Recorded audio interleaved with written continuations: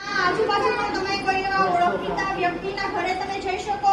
સ્કૂલે જતા હોય તો સીધું ટીચર પાસે જવાનું, ઘરે જતા હોય તો સીધું તમારા પેરેન્ટ્સ પાસે જવાનું અને એમને કહેવાનું કે મને રસ્તામાં આ વ્યક્તિ મળી હતી, મારી સાથે આવો ટચ થઈ ગયો છે.